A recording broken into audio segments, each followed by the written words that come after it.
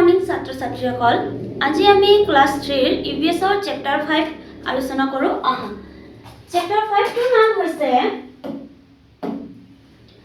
বাগিচালৈ যাওঁ বলা। এদিন ৰেণু বাইদেৱে প্ৰৱন, আৰতি, জেনিফা আৰু সাজিদাক লৈ এখন বাগিচালৈ গৈছিল। বাগিচাখন বিভিন্ন ধৰণৰ গছ-গছনিৰে ভৰি আছিল। ৰেণু বাইদেৱে তাত থকা গছ-গছনিবোৰ বিষয়ে তেওঁলোকৰ আগত সুন্দৰকৈ বৰ্ণনা কৰিছিল। ইয়াত কি বুলি কৈছে, এদিন ৰেণু বাইদেৱে প্ৰৱন, আৰতি, জেনিফা আৰু সাজিদাক লৈ এখন বাগিচালৈ গৈছিল, হয় নাই?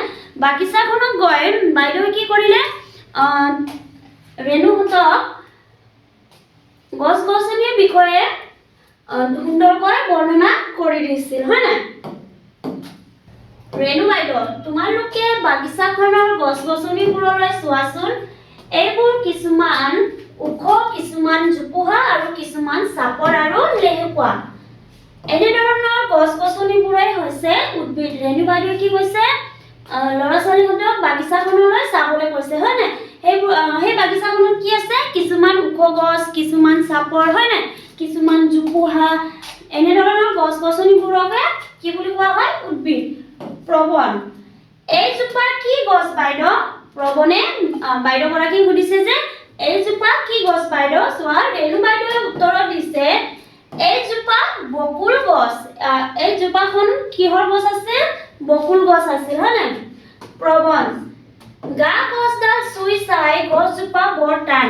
প্ৰৱনে যেতিয়া গছজোপাক চুই চাইছিল, হয় নাই, তেতিয়া গছজোপা কি আছিল? বৰ টান। ৰেণু বাইদেউ, বকুল গছৰ দৰে আম, কঁঠাল, জামু, আহঁত আদি গছবোৰো ডাঙৰ আৰু ওখ হয়। এতিয়া কি বুলি কোৱা হৈছে, বকুল গছৰ দৰে আমাৰ কিছুমান গছ আছে, সেইবোৰ হৈছে আম, কঁঠাল, জামু আৰু আহঁত গছ, হয় নাই? এই গছবোৰৰ গা গছবোৰ টান, শকত আৰু ডাল পাতেৰে ভৰি থাকে। এনেধৰণৰ উদ্ভিদবোৰে বৃক্ষজাতীয় উদ্ভিদ। এতিয়া কি বুলি কোৱা হৈছে, সেই গছবোৰ কি হয়? টান আৰু শকত, হয় নাই? আৰু ডাল পাতেৰে কি কৰি থাকে? ভৰি থাকে। সেইবোৰ গছবোৰক কি বুলি কোৱা হয়? বৃক্ষজাতীয় উদ্ভিদ। বৃক্ষৰ পৰাই আমি কাঠ পাওঁ। কাঠেৰে ঘৰত ব্যৱহাৰ কৰা বিভিন্ন আচবাব যেনে চকী, মেজ, খাট, দুৱাৰ, খিৰিকী আদি তৈয়াৰ কৰি লোৱা হয়। আৰু গছজোপাৰ পৰা আমি কি পাওঁ বুলি কোৱা হৈছে?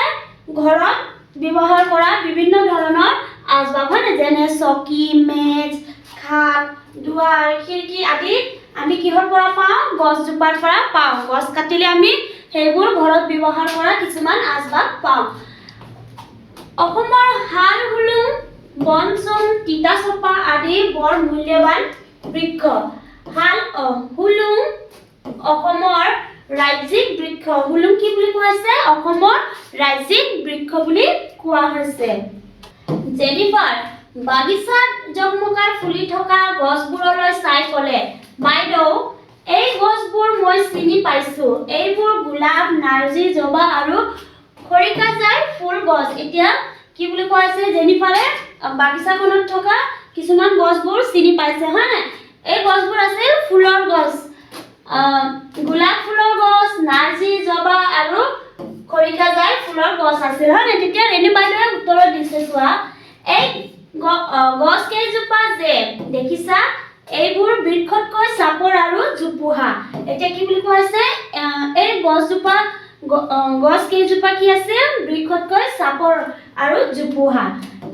গা গছবোৰ বৃক্ষৰ দৰে শকত নহয়। এই গছবোৰে হৈছে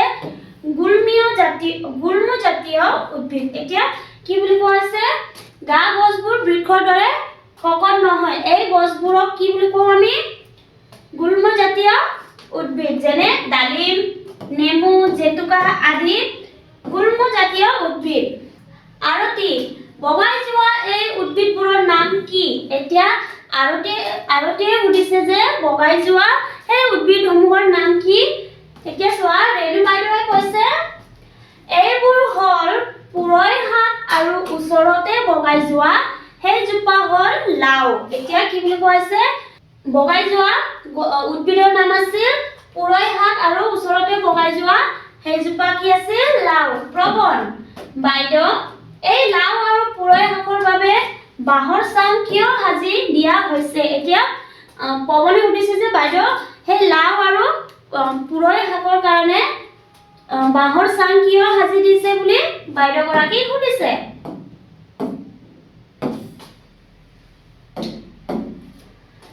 ৰেণু বাইদেউ এই উদ্ভিদবোৰ গা গছ লেহুকা হোৱা বাবে এইবোৰে আনৰ সহায় লৈহে বগাই যাব পাৰে এতিয়া কি বুলি কোৱা আছে বাইদেউ এই উদ্ভিদবোৰৰ গা গছ লেহুকা হোৱাৰ বাবে কি কৰে সেইবোৰ আনৰ সহায়ত বগাই যায় হয় না যেনে আমি লাও গছ এটা ৰুলে মানে লাওক আমি কি কৰিব লাগিব চাং পাতি দিব লাগিব নহলে ওপৰলৈ বগাই যাব নোৱাৰে বগাই যাবৰ বাবে এই গছবোৰক বাঁহৰ চাং সাজি দিয়া হয় পান জালুক ভেদাইলতা আদি উদ্ভিদবোৰেও আন গছত বগাই যায় এতিয়া কি বুলি কোৱা আছে বগাই যোৱাৰ বাবে কি কৰো এই গছবোৰক আমি চাং পাতি দিও নহয় নাই এতিয়া চোৱা পান জালুক ভেদাইলতা আদি উদ্ভিদবোৰেও আন গছত বগাই যায় যেনে আমি তামোল গছত পান এখন ৰুলে মানে কি হয় তামোল গছৰ ওপৰত বগাই যায় হয় না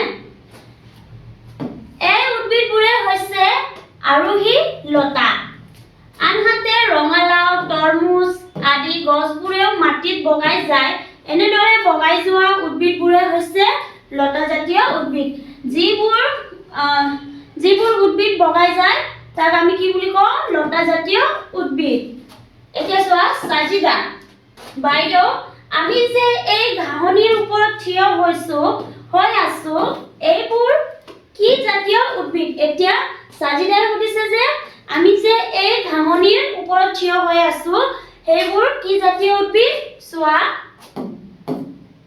ৰেণু বাইদেউ এইবোৰ তৃণজাতীয় উদ্ভিদ এতিয়া কি বুলি কোৱা আছে সেইবোৰ তৃণজাতীয় উদ্ভিদ ঘাঁহ দুবৰি বন ধান আদি তৃণজাতীয় উদ্ভিদ এই তৃণজাতীয় উদ্ভিদবোৰ সৰু আৰু সিহঁতৰ গা গছ কোমল কিছুমান তৃণজাতীয় উদ্ভিদৰ গা গছ হুপুলা যেনে বাঁহ গছ গা গছ টান আৰু ওখ হ'লেও বাঁহ গছ এবিধ তৃণজাতীয় উদ্ভিদ পৃথিৱীৰ আটাইতকৈ ওখ তৃণ হ'ল বাঁহ গছ এতিয়া কি বুলি কোৱা আছে বাঁহ গছ যদিও ওখ কিন্তু কি হয় বাঁহ গছৰ গা গছ টান আৰু ওখ হ'লেও বাঁহ গছ এবিধ তৃণজাতীয় উদ্ভিদ বুলি কোৱা হৈছে পৃথিৱীৰ আটাইতকৈ ওখ তৃণ হ'ল বাঁহ গছ এতিয়া চোৱা কওঁ আহা প্ৰবন আৰতি জেনিফা আৰু সাজিদাৰ বাগিচাত কি কি গছ দেখা পাইছে তেওঁলোকে বকুল গছ দেখা পাইছিল বকুল গছ আৰু বাঁহ গছ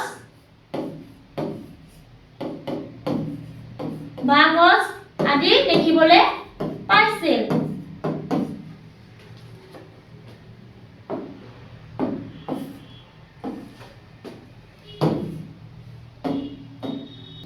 চোৱা ক্ৰিয়াকলাপ 1 তোমাৰ বিদ্যালয় আৰু ঘৰৰ চৌপাশে থকা উদ্ভিদবোৰৰ নিৰীক্ষণ কৰা কি দেখিছা সকলোবোৰ উদ্ভিদ দেখিবলৈ একেনে তুমি দেখা উদ্ভিদবোৰৰ গঠন অনুযায়ী তলত তালিকাখন শ্ৰেণী বিভক্ত কৰা এতিয়া চোৱা ইয়াত কি দিয়া আছে ওখ আৰু তাল টেঙুলি যুক্ত বৃক্ষ 2 নম্বৰ দিয়া আছে চাপৰ আৰু জোপোহা গুল্ম গছ লেহুকা আৰু বগাই যোৱা লতা গা গছ সৰু আৰু কোমল তৃণ এইবোৰ আমি কি কৰিব লাগিব পুৰ কৰিব লাগিব চোৱা ওখ আৰু তাল টেঙুলি যুক্ত বৃক্ষ যেনে আমলখি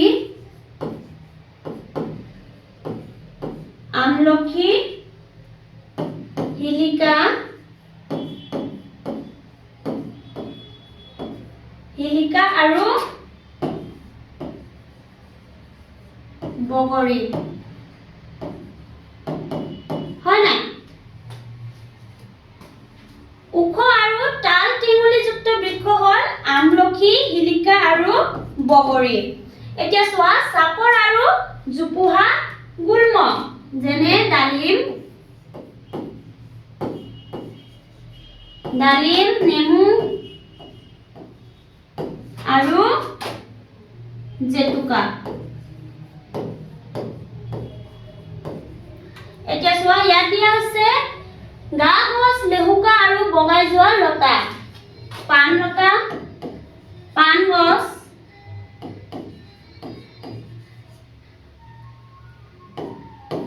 ভেদাইলতা,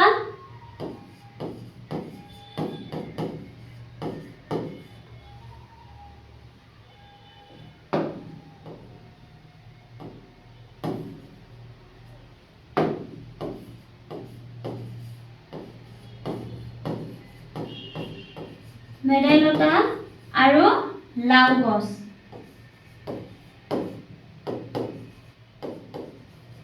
এতিয়া চোৱা গা গছ সৰু আৰু কোমল তৃণ।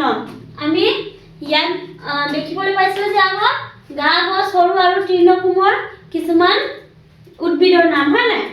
গা গছ সৰু আৰু কোমল তৃণ হৈছে ঘাঁহ,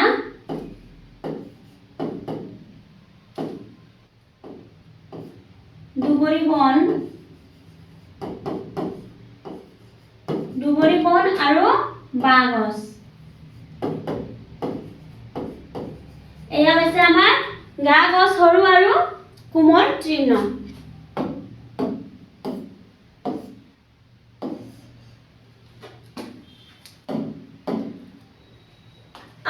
আকাৰ আৰু গঠনৰ ওপৰত ভিত্তি কৰি উদ্ভিদক 4টা ভাগত ভাগ কৰিব পাৰি, যেনে তৃণলতা, গুল্ম আৰু বৃক্ষ, হয় নাই?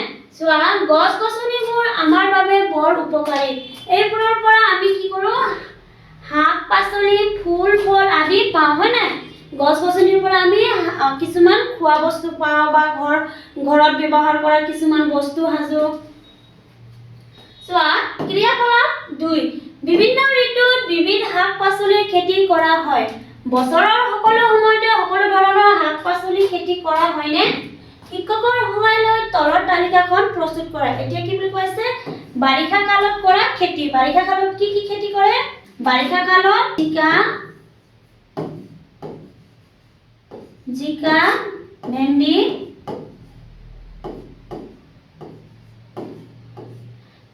ভেন্দি, তিয়হ,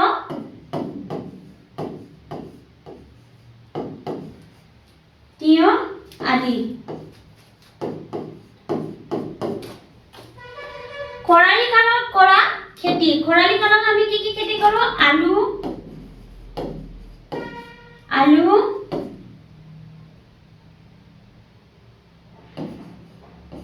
লাই শাক, ফুলকবি,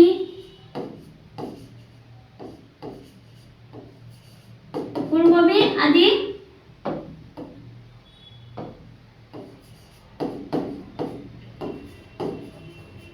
খেতি কৰা হয়, হয় নাই? আৰু বহুত আছে শাক-পাচলিৰ নাম, তোমালোকে বহি ধুনীয়াকৈ লিখি ল'বা।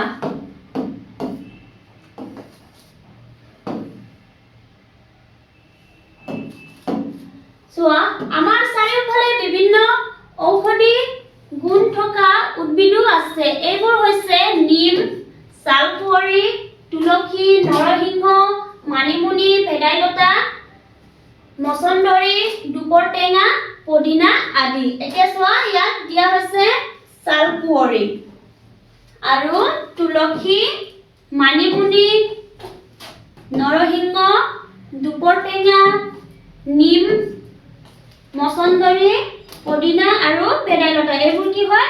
আমাৰ ওচৰ পাছৰে থকা কিছুমান ঔষধি গছবোৰৰ নাম।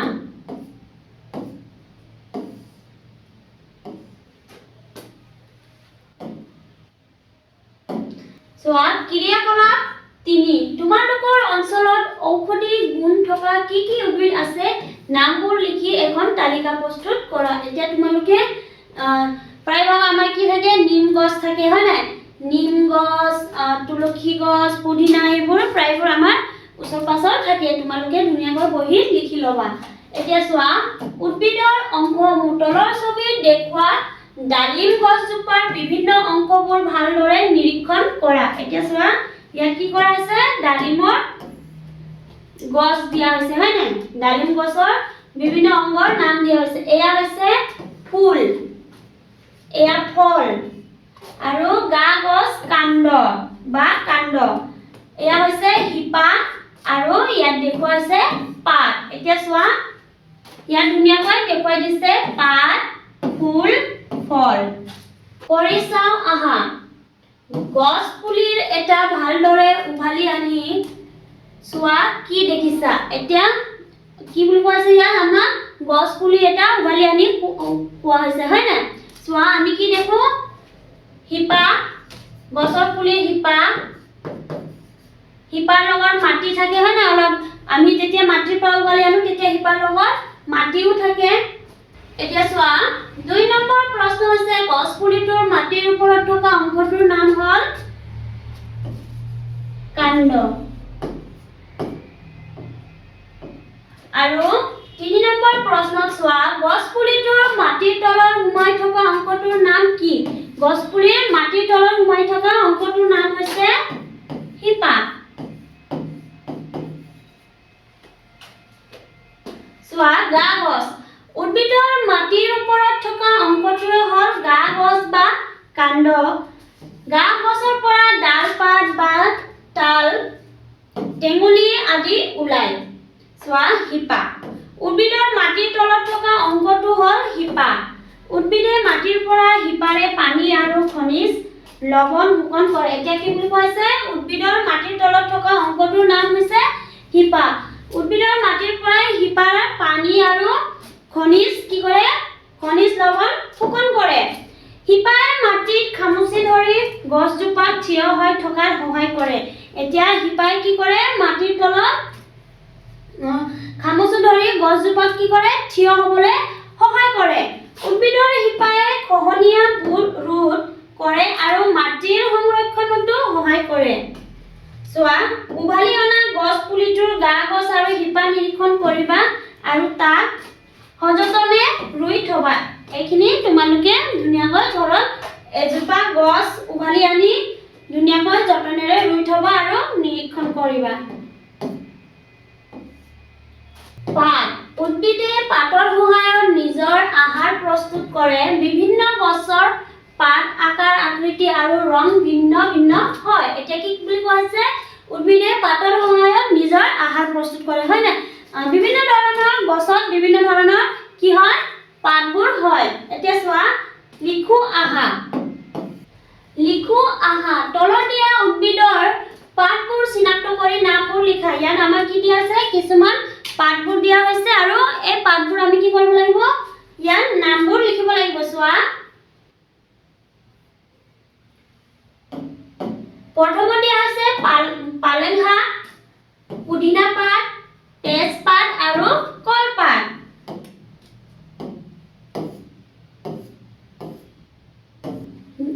চোৱা টকৌপাত ঘাঁহ পাত ধনিয়া পাত নৰসিংহ পাত আৰু মধুৰিআমৰ পাত দুপৰ টেঙা কঁঠাল পাত জবা ফুল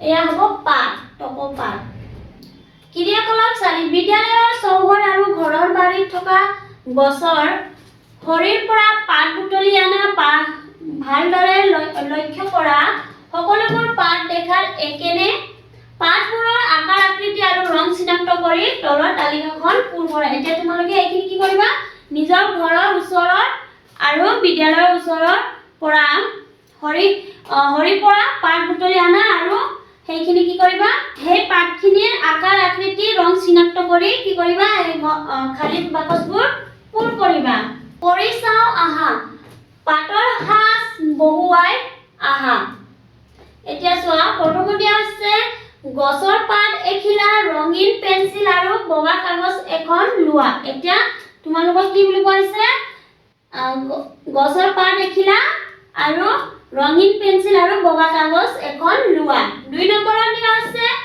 পাতখিলা মজিয়া বা টেবুলত ৰাখা চাবা যাতে পাতৰ হীৰা থকা অংশটো ওপৰমুৱা হৈ থাকে 3 নম্বৰত দিয়া আছে পাতখিলাৰ ওপৰত বগা কাগজখন থোৱা এইখিনি তোমালোকে ঘৰত কৰিবা ধুনীয়াকৈ 4 নম্বৰ দি আছে এতিয়া ৰঙীন পেন্সিলেৰে কাগজৰ ওপৰত লাহে লাহে ঘঁহা সাৱধান হ'ব যাতে পাতখিলা আৰু কাগজখিলা লৰচৰ নহয় 5 নম্বৰ দি আছে এতিয়া পাতৰ হাঁচটো ভালদৰে লক্ষ্য কৰা আৰু কি কি দেখিলা কোৱা এইখিনি তোমালোকে কি কৰিবা নিজৰ ঘৰত ধুনীয়াকৈ এটা ৰঙীন পেন্সিল আৰু বগা কাগজত এখিলা পাত ৰাখি পাতৰ কি কৰিবা ওপৰৰ পৰা ঘঁহিবা যাতে তোমালোকে তাত কি দেখা এইখিনি শিক্ষকক কবা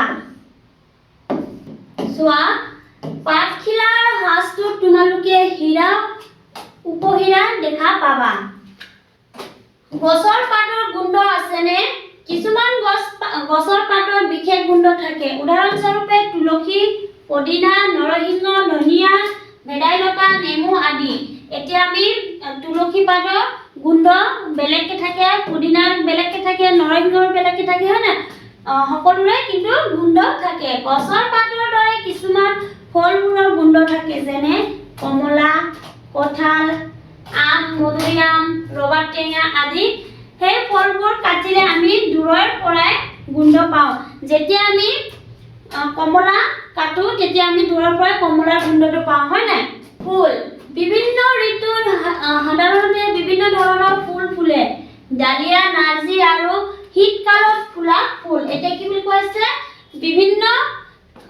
বিভিন্ন ঋতুত বিভিন্ন ধৰণৰ কি হয় ফুল ফুলে হয় নাই এতিয়া চোৱা ডালিয়া নাৰ্জী আদি কি কালত হয় শীতকালত ফুলা হয় আনহাতে কপৌ নাহৰ তগৰ আদি বসন্ত কালত ফুলা হয় এতিয়া কপৌ নাহৰ তগৰ আৰু তগৰ আদি কি হয় বসন্ত কালত ফুলা হয় আন কিছুমান ফুল আকৌ গোটেই বছৰ ধৰি ফুলি থাকে যেনে গোলাপ জবা কৰবী ফুল আদি শেৱালি হাছনা হানা আদি ৰাতিত ফুলা ফুল কিছুমান ফুল পানীত ফুলে যেনে পদুম ভেট আদি পদুম ফুল আমাৰ দেশৰ ৰাষ্ট্ৰীয় ফুল কিছুমান ফুলৰ গোন্ধ আছে আৰু কিছুমানৰ গোন্ধ নাই পখিলা কুমুৰা মৌমাখি আৰু মৌপিয়া চৰায়ে ফুলে ফুলে পৰি ফুলৰ মৌ চুহি খায় মৌমাখিয়ে ফুলৰ মৌ চুহি মৌচাক তৈয়াৰ কৰে এতিয়া ইয়াত কি বুলি কৈছে বিভিন্ন কালত বিভিন্ন ধৰণৰ ফুল ফুলে হয় না কিছুমান ফুলৰ গোন্ধ থাকে কিছুমান ফুলৰ গোন্ধ নাথাকে আৰু পদুম ফুল কি আছে পদুম ফুল আমাৰ ৰাষ্ট্ৰীয় ফুল বুলি কোৱা হৈছে চোৱা লিখো আহা তলৰ ছবিত থকা ফুলবোৰৰ চিনাক্ত কৰি ছবিৰ তলে তলে ফুলৰ নামবোৰ লিখা এতিয়া আমাক ইয়াত কিছুমান ফুল দিয়া হৈছে এইবোৰ আমি কি কৰিব লাগিব চিনাক্ত কৰি ফুলবোৰৰ নাম লিখিব লাগিব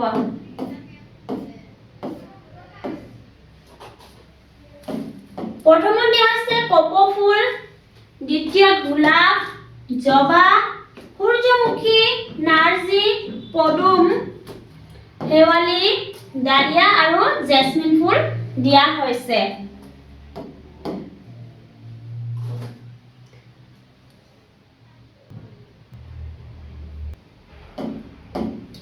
ক্ৰিয়াকলাপ 5 তোমালোকৰ বিদ্যালয় অথবা ঘৰৰ আশে-পাশে কি ফুল দেখিছা গোন্ধ থকা গোন্ধ নথকা শীতকালত আৰু বসন্ত কালত ফুলা ফুলবোৰ চিনাক্ত কৰি তলৰ তালিকাখন পূৰ কৰা শিক্ষক আৰু অভিভাৱকৰ সহায় লবা এতিয়া আমি দেখিবলৈ পাইছিলো যে বসন্ত কালত কপৌ ফুল ফুলে হয় না শীতকালত ডালিয়া ফুল ফুলে এইখিনি আমি দেখিবলৈ পাইছিলো তোমালোকে ধুনীয়াকৈ ইয়াত লিখি লবা ফলৰ পৰা ফল হয় ফলৰ ভিতৰত বীজ থাকে এই বীজ অংকুৰণ ঘটি নতুন উদ্ভিদ সৃষ্টি কৰে এতিয়া আমি দেখিবলৈ পাইছিলো যে কিছুমান ফলৰ ভিতৰত গুটি থাকে হয় না সেই গুটিৰ পৰা কি হয় বীজ ওলায় আৰু বীজ ওলাই কি হয় পুলিৰ পৰা আকৌ গছ হয় গছৰ পৰা আকৌ আমাক কি দিয়ে ফল দিয়ে চোৱা ইয়াত দিয়া আছে আম গছ দিয়া আছে এয়া আমৰ পুলি কেনেকৈ ওলাই ধুনীয়াকৈ দিয়া হৈছে এতিয়া আমি অনুশীলনী প্ৰশ্ন কৰো চোৱা প্ৰথম প্ৰশ্ন হৈছে উত্তৰ লিখা ক নম্বৰত দিয়া আছে এবিধ আৰোহী লতাৰ নাম লিখা আৰোহী লতাৰ নাম এবিধ আৰোহী লতাৰ নাম হৈছে পাণ গছ। 6 নম্বৰ প্ৰশ্ন হৈছে চাৰিবিধ বৃক্ষজাতীয় উদ্ভিদৰ নাম। এতিয়া আমি কি কৰিব লাগিব? চাৰিবিধ বৃক্ষজাতীয় উদ্ভিদৰ নাম লিখিব লাগিব। চোৱা উত্তৰত আমি লিখিম আম, কঁঠাল, জামু আৰু আহঁত। 9 নম্বৰ প্ৰশ্ন হৈছে দুবিধ গুল্মজাতীয় উদ্ভিদৰ নাম। দুবিধ গুল্মজাতীয় উদ্ভিদৰ নাম হৈছে ডালিম আৰু নেমু। 10 নম্বৰ প্ৰশ্ন হৈছে বাৰিষা কালত হোৱা দুবিধ শাক-পাচলিৰ নাম। এতিয়া আমি কি কৰিব লাগিব? বাৰিষা কালত হোৱা দুবিধ শাক-পাচলিৰ নাম লিখিব লাগিব। উত্তৰত আমি লিখিম ভেন্দি আৰু জিকা। 9 নম্বৰ প্ৰশ্ন হৈছে অসমত পোৱা দুবিধ মূল্যৱান কাঠৰ নাম লিখা। এতিয়া আমি আগত দেখিবলৈ পাইছিলো যে অসমত থকা দুবিধ মূল্যৱান কাঠৰ নাম দেখিবলৈ পাইছিলো শাল আৰু হলুং। 2 নম্বৰ হৈছে খালি ঠাই পূৰ কৰা। ক নম্বৰ প্ৰশ্ন আছে গছে ডেছ অৰ দ্বাৰা পানী শুহি লয়। এতিয়া গছে শিপাৰ দ্বাৰা পানী শুহি লয়। খ নম্বৰ প্ৰশ্ন হৈছে মৌমাখিয়ে ফুলৰ মৌ চুহি কি তৈয়াৰ কৰে? উত্তৰত আমি লিখিম যে মৌমাখিয়ে ফুলৰ মৌ চুহি মৌচাক তৈয়াৰ কৰে। গ নম্বৰ প্ৰশ্ন হৈছে কপৌ ফুল কি কালত ফুলে? কপৌ ফুল বসন্ত কালত ফুলে।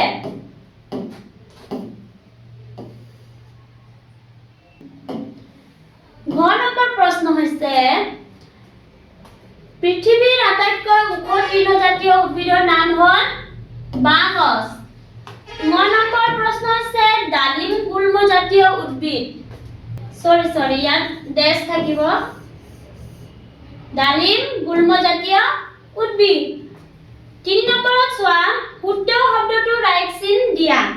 ক নম্বৰ প্ৰশ্ন আছে বাঁহ গছ গুল্ম বৃক্ষ তৃণজাতীয় উদ্ভিদ। বাঁহ গছ তৃণজাতীয় উদ্ভিদ। তৃণজাতীয় আমি কি কৰিম? ৰাইট চিন দিম।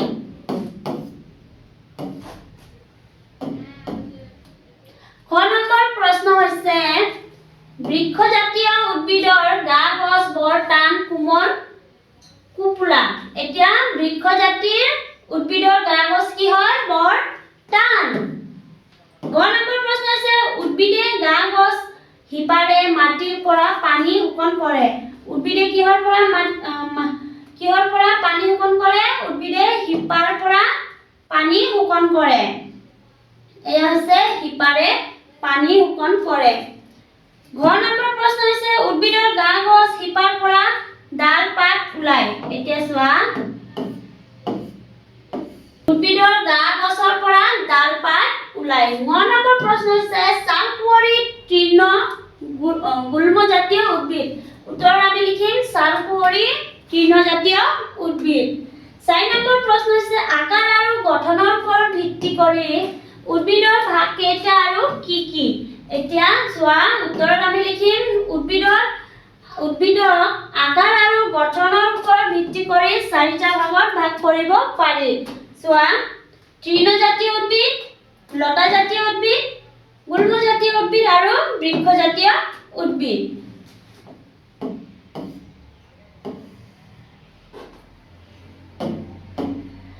5 নম্বৰ প্ৰশ্ন হৈছে এজোপা উদ্ভিদৰ ছবি আঁকি বিভিন্ন অংশবোৰৰ নাম লিখা। এতিয়া তোমালোকে ধুনীয়াকৈ বহীত ছবি আঁকিবা আৰু বিভিন্ন অংশৰ নাম লিখিবা যেনে শিপা, গা গছ বা কাণ্ড, পাত, ফল, ফুল হয় নাই? সেইবোৰ তোমালোকে ধুনীয়াকৈ বহীত ছবি আঁকি লিখিবা। অংশসমূহ হৈছে ফুল, পাত, গা গছ, কাণ্ড, শিপা।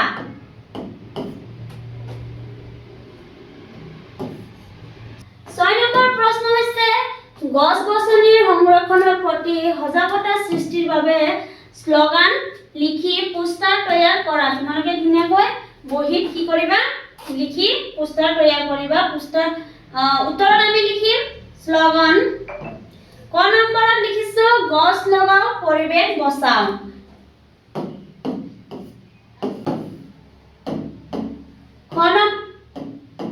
খ নম্বৰত এটা গছ হাজাৰ নিশ্বাস। গ নম্বৰত লিখিছো গছ আমাৰ জীৱন গছক ৰক্ষা কৰক। ঘ নম্বৰত ভৱিষ্যত সুৰক্ষা গছ লগোৱা কৰ্তা। ছাত্ৰ ছাত্ৰীসকল, আজিৰ ক্লাছ আমি ইয়াতে সামৰণি মাৰিছোঁ। ধন্যবাদ।